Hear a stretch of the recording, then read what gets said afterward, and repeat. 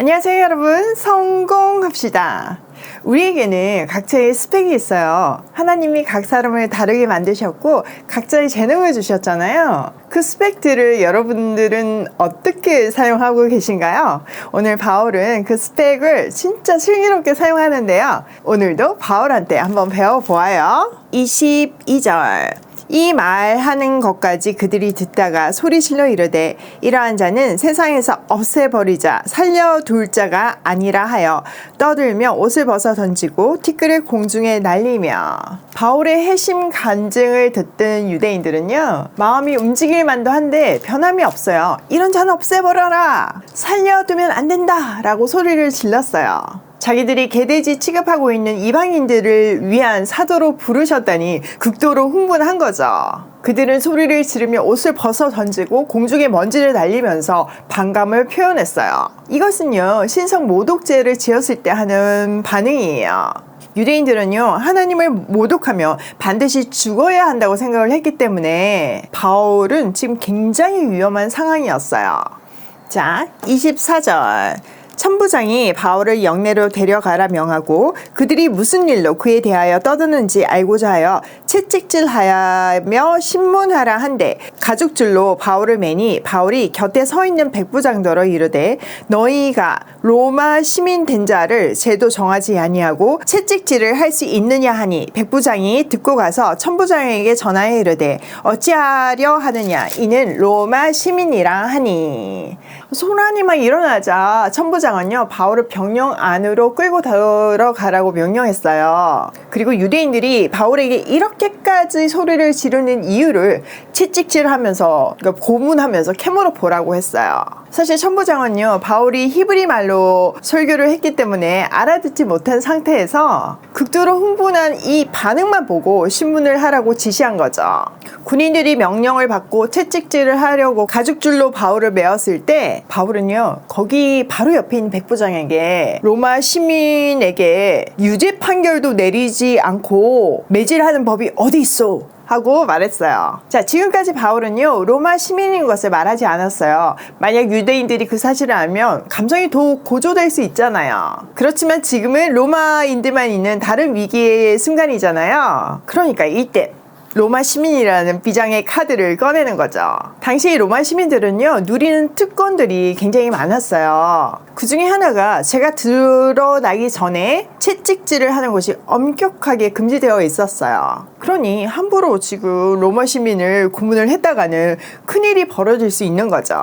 빌립보에서도 바울이 매를 타 맞고 감옥에 갇히고 나중에 로마 시민이라고 밝혔을 때 군인들이 막 두려워서 떨었잖아요. 백부장은요, 바울의 말을 듣고 멈칫한 거죠. 그리고 얼른 가서 천부장에게 그가 로마 시민임을 밝혀요. 자, 27절 천부장이 와서 바울에게 말하되 내가 로마 시민이냐 내게 말하라 이르되 그러하다. 천부장이 대답하되 나는 돈을 많이 들여 이 시민권을 얻었노라. 바울이 이르되 나는 나면서부터라 하니 신문하려던 사람들이 곧 그에게 물러가고 천부장도 그가 로마 시민인 줄을 알고 또 결박한 것 때문에 두려워하니라. 자, 천부장이 다시 바울에게 와서 그가 진짜 로마 시민인지를 확인했어요. 이어서요, 굉장히 흥미로운 장면인데요. 자기는 돈을 많이 들여서 로마 시민이 됐는데 너는 어떻게 된 거냐 이렇게 얘기했더니 바울은 나는 나면서부터 로마 시민이다 라고 대답해요.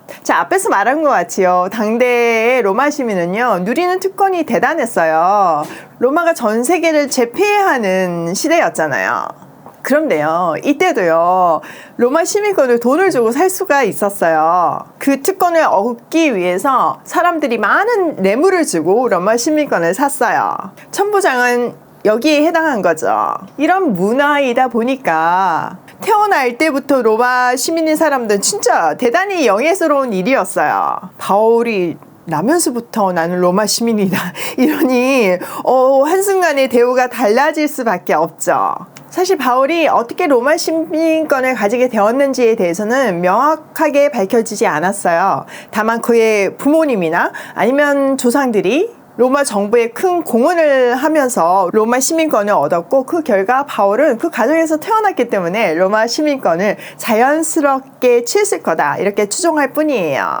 상황이 이렇게 되자 신문하려던 일은 없었던 일이 되고 오히려 천부장은요 바울을 재판도 없이 결박해 놓은 사실이 두려워졌어요. 이 일은요 로마 정부로부터 문책을 당할 수도 있는 상황이었거든요.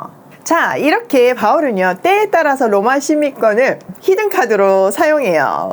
빌립보 감옥에서는 영혼들을 얻기 위해서 죽기까지 매를 맞았지만 로마 시민인 것을 밝히지 않았어요. 또 유대인들 앞에서는 히브리 말로 마음을 얻고 천부장 앞에서는 헬라어로 발언 기회를 얻고 또 보호를 받기 위해서 로마 시민권을 사용해요. 하나님이 주신 모든 스펙을 어떻게 사용해야 되는지를 잘 보여주는 대목이에요. 하나님 나라를 위해서 영혼을 살리기 위해서 때로는 드러내기도 하고 때로는 감추면서 살아야 하는 거죠. 저는 이 대목을 볼 때마다 우리 세 아들이 생각이 나요. 우리 부부는 이제 미국으로 유학을 간 상태에서 공부가 끝나고 비즈니스를 하게 되었어요. 그곳에서 계속 정착해서 살 생각이었죠.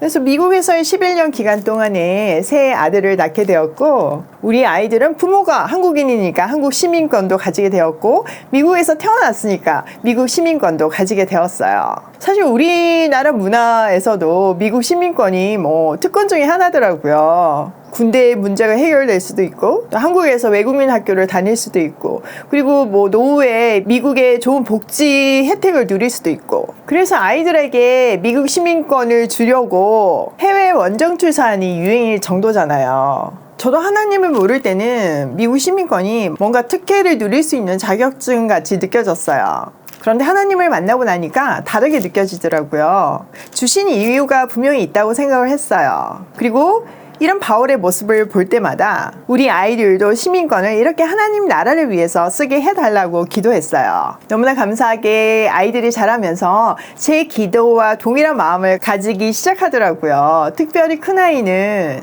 아주 어릴 때부터 하나님이 자기에게 주신 시민권을 북한을 위해서 쓰겠다는 각오가 아주 분명했어요.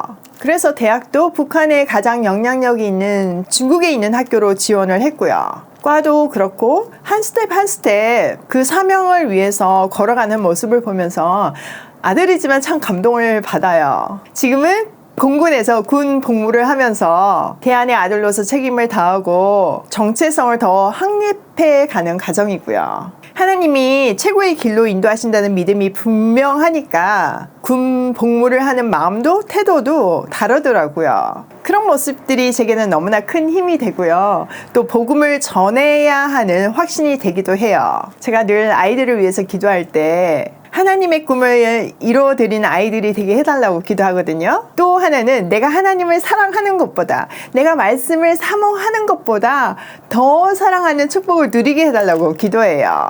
오늘도 새벽에 간절히 기도하고 나왔는데 식탁에 고2 우리 둘째 아들의 성경을 쓴 노트를 봤어요. 말씀 앞에서 하루를 시작하고 마무리하는 모습에 정말 눈물이 핑 돌더라고요. 제가 하나님을 아는 것이 최고의 스펙이라고 맨날 가르쳤거든요. 그럴 수밖에 없는 게 제 삶에서 제가 그걸 정말 경험하거든요. 그런데 그 말대로 그 스펙을 하나씩 쌓아가는 세 아들의 모습을 보면서 나는 정말 복 있는 사람이다 이런 생각을 했어요. 지나보니까 그렇더라고요. 하나님께서 저에게 극과 극을 오가는 굉장히 특별한 인생을 허락하셨어요. 그래서 제 인생이 저는 너무 빡세다고 생각을 했어요. 진짜 힘들긴 했거든요. 그런데요, 진짜 지나보니까요, 저한테 제일 어려운 자식 교육을 하나님이 시켜주셨더라고요. 저는 뭐 우리 큰아들 가해 학원에 이런 거 보내본 적도 없고 공부해라 말해본 적도 없어요. 시험이 언제인지 뭐 이런 거 신경 써본 적도 없어요. 요즘은 대학은 엄마의 정보력이라고 하지만 전 뭐 중국의 대학 입시가 어떻게 돌아가는지 하나도 알지 못해요. 물론 아이들을 키우면 속 썩을 일도 있죠. 그런데 그 과정을 통해서 아이도 나도 하나님을 더 알게 되어서 감사하더라고요. 제가 우리 목사님이 말씀해 주셨던 강 건너 불 끄기 얘기해드렸죠. 나랑 아무 상관이 없을 것 같은 강 건너 불. 하나님 나라 일을 하려고 강을 건너다 보면 내 발의 불은 어느새 꺼져 있다고요. 진짜 그렇더라고요. 제가 하나님 나라 일에 올인하다 보니까요. 내 발의 불, 자식 교육이 되어 있더라고요. 세상은요. 힘 있는 사람들 앞에서는 약하게 굴고 약한 자 앞에서는 강하게 굴어요. 그리고 스펙을 나의 성공과 권력과 이익을 위해서 쓰죠. 또 사람들 위에 군림하기 위해서 쓰죠. 그런데 스펙은 그렇게 사용하는 것이 아니에요. 예수님은 하나님의 아들이라는 스펙을 우리를 살리기 위해서 쓰셨잖아요. 낮고 낮은 자리에서요. 바울도 영혼을 얻기 위해서 하나님 나라를 확장하기 위해서 스펙을 썼잖아요. 우리도 우리에게 주신 모든 역량과 스펙을 또 재능을 하나님 나라를 위해 또 영혼을 얻기 위해 지혜롭게 쓰면 좋겠어요. 자, 오늘 내용을 우리 삶에 한번 적용해 보면요. 첫 번째, 나에게 재능과 스펙을 주신 이유를 해석하자. 두 번째, 하나님의 지혜로 스펙을 사용하자. 세 번째, 기준이 분명하면 길은 심플해진다. 여러분, 내가 하나님 나라를 위해서 살겠다. 나의 모든 것을 영혼을 얻기 위해서 쓰겠다. 이 기준이 심플하면요. 우리 인생길은 너무나 심플해요. 진짜 심플해요. 잔머리를 쓸 때 인생이 복잡해지는 거예요. 오늘도 하나님께서 주신 나의 스펙을 하나님의 뜻대로 쓰기를 소망하며 고고싱해요.